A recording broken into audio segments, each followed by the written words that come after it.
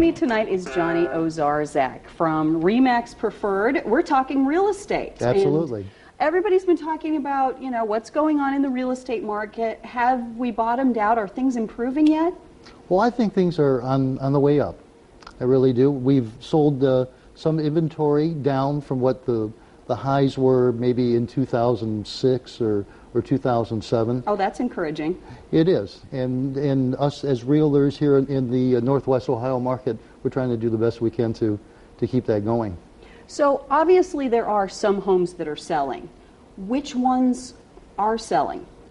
At this particular moment in time, I would probably say homes that are maybe $150,000 or less. Mm-hmm. It seems that's where the buyers are at this particular moment in time.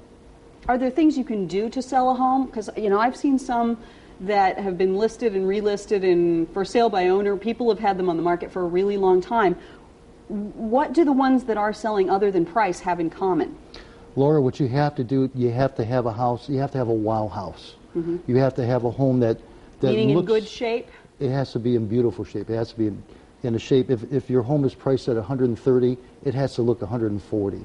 It has to really wow the person that's coming into that home and taking a look at it, because that's the first time that they're walking in, and first impressions are really big. And people have a lot of choices. They want value because there's a lot on the market still. Absolutely. Okay, very good. Are there bargains to be had out there? We know that foreclosures have been up for a while, so, if you're an investor or you're looking to buy a first home, can you get a real deal? Oh, absolutely. You have to do some shopping around for it, and there are deals out there to be had. The investors that are in the market right now are doing a nice job picking up these particular properties, but there's plenty out there to get. Okay.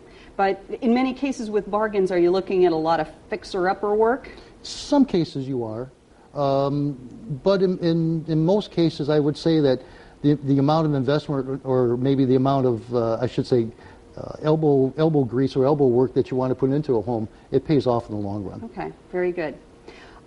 $8,000 are available for first-time buyers, a tax credit from the federal government. And this is a great enticement. So many people who already have a home say, wow, I wish that had been around when I was buying my first home. Absolutely. So are people taking advantage of that, and what do they need to know? They are taking advantage of that. We need to get the word out even to more people that this is available. Currently this is available for first-time home buyers. Mm-hmm. One of the stipulations of this is that they have to live in that particular home for a minimum of 3 years after after they make the purchase. So it's a commitment. It is a commitment.